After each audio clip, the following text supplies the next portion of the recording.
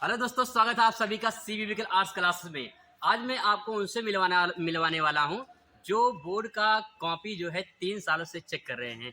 मैं आज उस विद्यालय में आया हूं जिस विद्यालय में वो पढ़ाते हैं, तो आज मैं उनसे मिलवाने वाला हूं। आइए मिलवाते हैं। सबसे पहले जिनसे मैं जो मिलवाने वाला हूं 4 साल से जो है 3-4 साल से बोर्ड की कॉपी चेक कर रहे हैं। उनको अच्छे से पता है कि बोर्ड की कॉपी कैसे चेक की जाती है, टीचर क्या देख कर कॉपी में नंबर देते हैं। तो आइए मिलवाते हैं। सबसे पहले आप ताली जरूर बजाएंगे जो अच्छा लोग पॉइंट पे बात करने वाले हैं। जैसे मैं बता दूं कि बहुत सारे लोगों को सवाल ये होता है कि बोर्ड परीक्षा की तैयारी कैसे करें, अधिकतम मार्क्स कैसे लाएं, कॉपी कैसे लिखा जाता है और परीक्षा क्या देखकर जो है परीक्षक जो है नंबर देते हैं कॉपी में, क्या बोर्ड में राइटिंग नंबर जो राइटिंग लिखते हैं क्या उसकी जरूरत पड़ती है, डायग्राम फिगर के माध्यम से अगर हम आंसर को लिखें तो क्या उसका हमें कुछ प्रभाव पड़ता है कि नहीं पड़ता है, अगर पेपर में कुछ ना आए तो उस टाइम पे क्या करें। बहुत सारे लोगों का सवाल होता है। तो आइए उन सभी का सवालों का जवाब मिलते कुछ 10 पॉइंट हैं और अच्छे से आपको समझने को मौका मिलेगा। और काफ़ी एक्सपीरियंस जो है यहाँ पे सर है जिनके पास जो है काफ़ी अनुभव है, उसके आधार पे आपको बताएंगे। तो सबसे पहले सर स्वागत है आप सभी का, आपका जो है हमारे चैनल में। हाँ सर, आपने जो ये चीज़ें शुरू की है बहुत जी जी अच्छी बात है। देखिए, हम लोग आज 3-4 सालों से कापियाँ चेक कर रहे हैं। बच्चों की बहुत सी कमियाँ मिलती हैं। उस कमियों पे अगर चर्चा किया जाए तो एक अच्छा बच्चा बहुत अच्छा लिख के आता है, लेकिन वो मार्क कम पा जाता है सर जी बोर्ड में। इसका मतलब है कहीं न कहीं अगर कोई अच्छा स्टूडेंट है, अगर उसको लिखने का सही तरीका नहीं पता है, तो कहीं न कहीं कम मार्क पा जाता है। आज आपने बहुत अच्छी बात की है, उन युवाओं के लिए, उन बच्चों के लिए जिनका भाग्य आज यहाँ से बन जाएगा। तो सर, आप सर अपना क्वेश्चन जी पूछते पहला रहें। सवाल इसमें है कि बोर्ड परीक्षा की तैयारी कैसे की, क्योंकि समय अब बहुत कम है हमारे पास। नवंबर समझिए शुरू हो चुका है, तो हम बहुत टाइम कम है, तो कैसे तैयारी किया ताकि बच्चे जो है अच्छा नंबर ला सके उसमें। देखिए, हम ये कह रहे हैं आपको प्रीवियस ईयर के सभी क्वेश्चन को हल करना पड़ेगा। बच्चों को पहले ये समझना पड़ेगा कि पेपर आता कैसा है।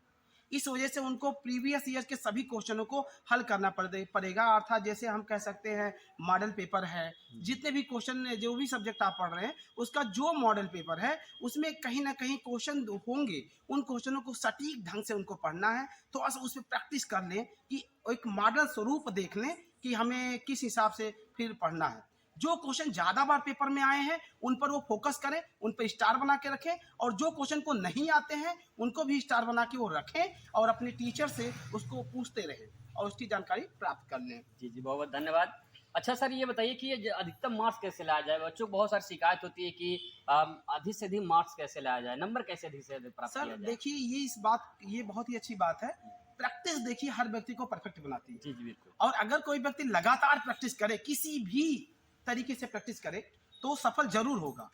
तो कहीं ना कहीं अधिक मार्क के लिए हमें अधिक से अधिक प्रैक्टिस करने की जरूरत है। और प्रैक्टिस ऐसे करें कि लिख लिख के करें। जैसे आज किसी टॉपिक को हमने पढ़ा, उसको 2 दिन उसको रहे, 2 दिन ना पढ़ें, तीसरे दिन फिर उसको रफली से एक बार देख लें, फिर चौथे पांचवें दिन फिर एक बार रफली से देख लें। देखने से प्रैक्टिस होता है। और कोई चीज अगर हमें नहीं आ रहा है तो उसको एक चार्ट बना दें, उसको कहीं ना कहीं फ्रेम में करके या कहीं कहीं घर के आसपास चिपका दें। उसको 2-3 बार दिन भर में 4-5 बार केवल देख लें वो बच्चे। अगर 3-4 बार 5-6 बार दिन भर में अगर किसी चीज को देखते हैं तो ये हमारा कॉमन सेंस है। हम उसको मतलब रिकॉल कर ले जाएंगे। और ये सबसे अच्छा तरीका है किसी बच्चे को अधिक नंबर लाना, प्रैक्टिस। तो मैं कहता हूं प्रैक्टिस ही हर व्यक्ति को परफेक्ट बनाती है। तो ऐसे व्यक्ति, अगर कोई ऐसे बच्चे जो चाहते हैं कि वो अधिक से अधिक मार्क प्राप्त करें, तो उन्हें प्रैक्टिस बहुत अच्छे से करना चाहिए। देखिए सर ने कितने अच्छे तरीके से आपको बताया है, तो आप इसको जरूर फॉलो करें, आपको बहुत फ़ायदा देगा। तो सर इसमें अगला सवाल ये कि कॉपी कैसे लिखें ताकि जो है हमें जो हमारा टाइम होता है 3 घंटे 15 मिनट का, उसमें टाइम से कॉपी लिख सके और अच्छा नंबर आ सके और उसको अच्छे से प्रेजेंट कर सके, तो उसमें क्या किया जाए।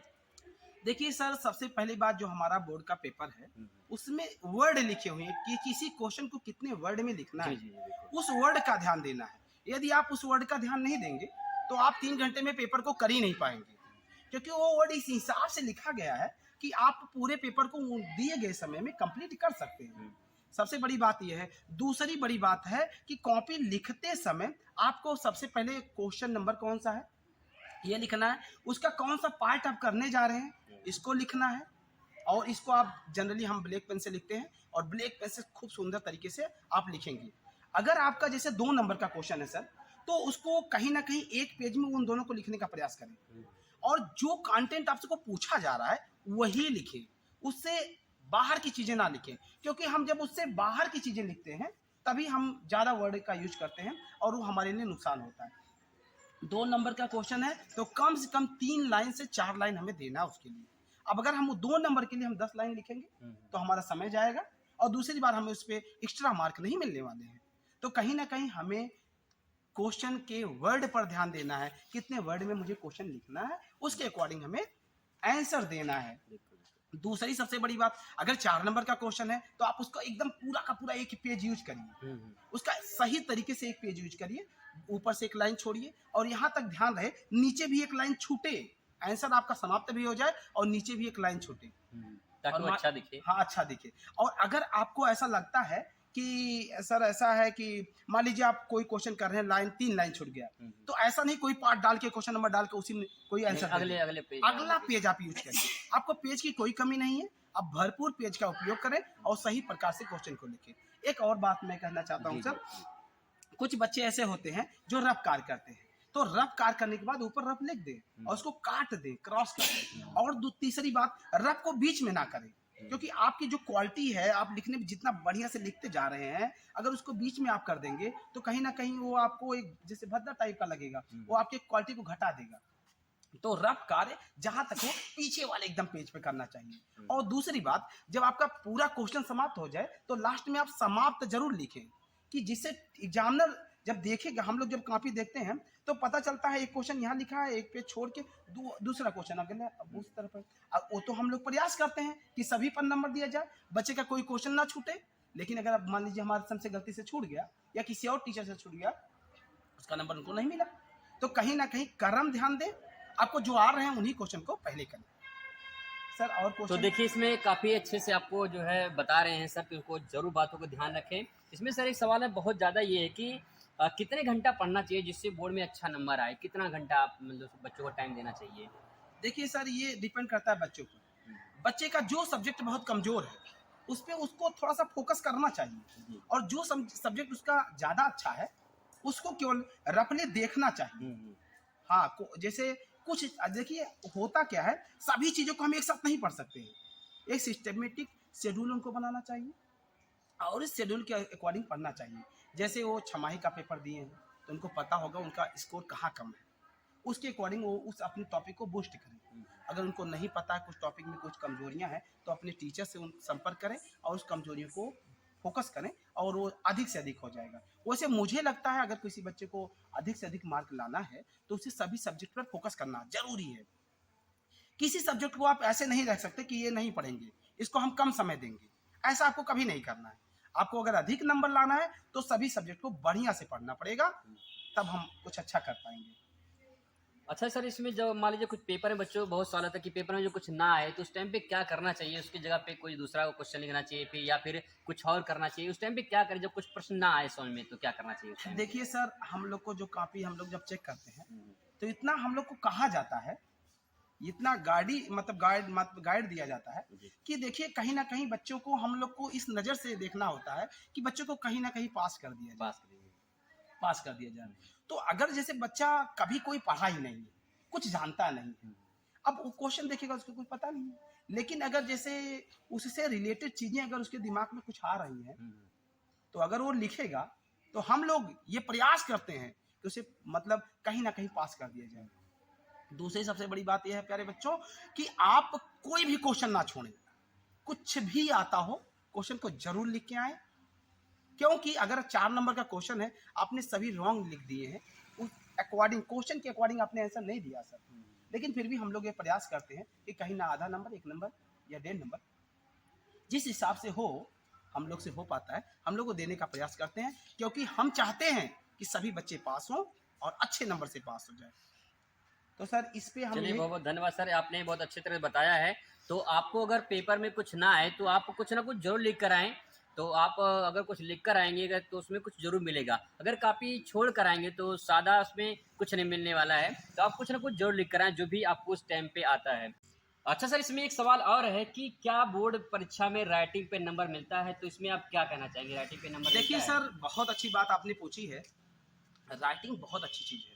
अगर जैसे हम होती है कोई ज़्यादा चमकदार चीज़ें हमें मोहित कर जाती है, तो कहीं ना कहीं आपको ये पता होना चाहिए कि अगर हम बहुत सुंदर तरीके से लिखते हैं तो कहीं ना कहीं हम उसके प्रति, उसके अंदर हम अपनी कमियों को भी छिपा सकते हैं, क्योंकि ये मानसिक प्रेशर बन जाता है। हम अच्छी चीज़ों की तरफ बहुत जल्दी से आकर्षित हो जाते हैं, और अगर हम अच्छी चीज़ों की तरफ बड़ी तेज़ी से आकर्षित हो जाते हैं तो कहीं ना कहीं राइटिंग भी देखकर हम उसकी तरफ बढ़ जाएंगे। और वो ये हो जाता है, अगर कोई बच्चा बहुत अच्छे राइटिंग में है तो हम लोग का पेन चलने लगता है। अगर हम लोग का पेन ऐसे फ्लो फ्लो में 2-3 नंबर दे दिए बढ़िया से, उसी फ्लो फ्लो में अच्छा नंबर मिलता चला जाता है। तो कहीं ना कहीं राइटिंग एक बहुत बड़ी चीज़ है। अगर अच्छी राइटिंग है किसी मतलब बच्चे की, तो कहीं ना कहीं अच्छा नंबर वो प्राप्त कर सकता है, और राइटिंग परसेंटेज को बूस्ट करने में बहुत बड़ा फैक्टर होता है।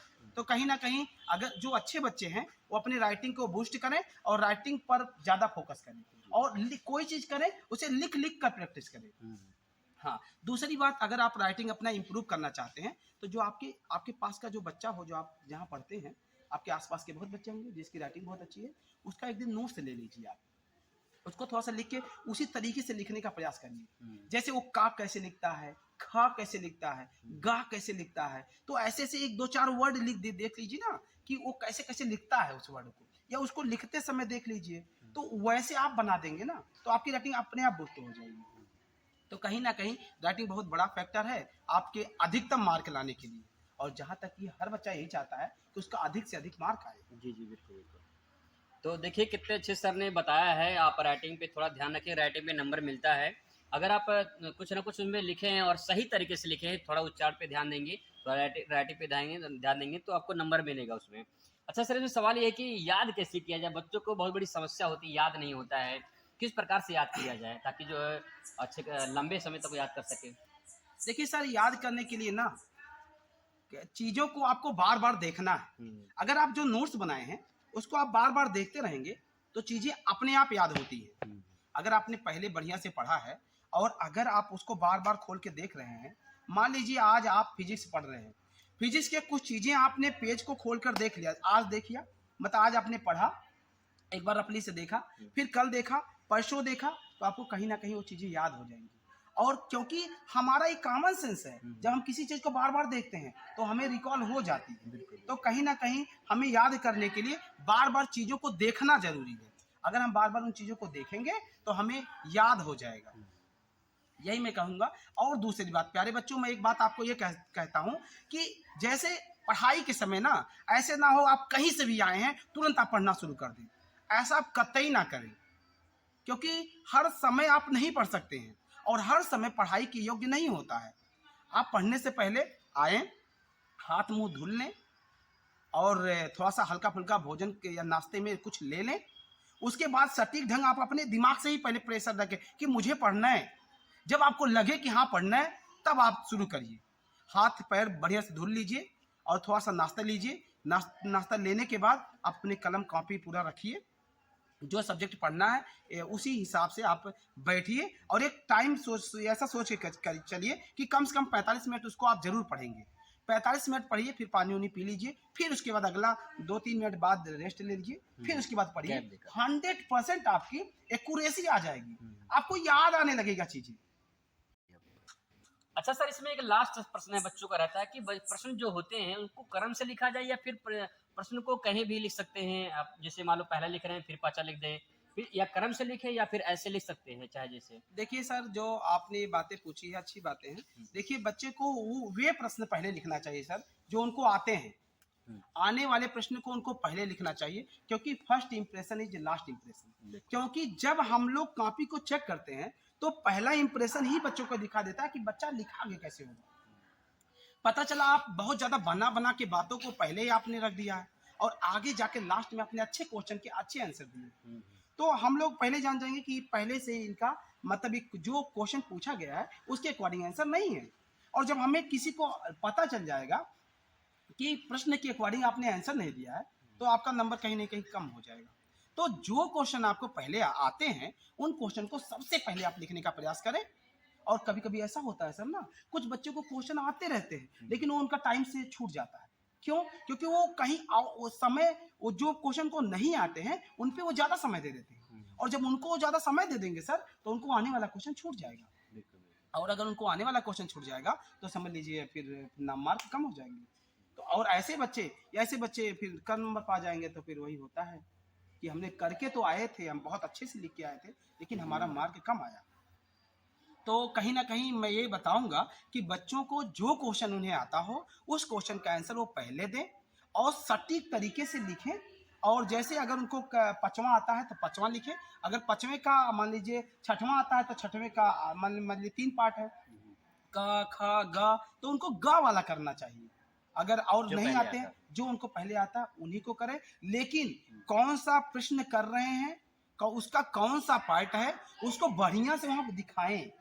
हाँ, तब उनको फुल नंबर मिल पाएगा। पता चला उन्होंने पार्ट भी नहीं दिखाया, क्वेश्चन भी नहीं दिखाया, तो ऐसे हम लोग को बहुत से क्वेश्चन मिल जाते हैं जिनका कोई डाटा ही नहीं रहता, ये कहाँ से है, कौन सा क्वेश्चन है, कौन सा नंबर का है। तो ऐसे क्वेश्चन पे मिस मार्किंग हो जाता है, उस पर बढ़िया नंबर हम नहीं दे पाते हैं। ऐसे बच्चों को तो फिर प्रॉब्लम हो जाती है, उनका मार्क कम आ जाता है। ये सब उनकी। चलिए, बहुत बहुत धन्यवाद सर। देखिए तो प्यारे बच्चों, जो है यहाँ पे हमारे सर ने बहुत अच्छे तरह से गाइड किया है आपको, और अगर जो है आपको ये वीडियो अच्छा लगता है तो शेयर जरूर करिएगा। मिलते हैं इस वीडियो में। Thanks for watching.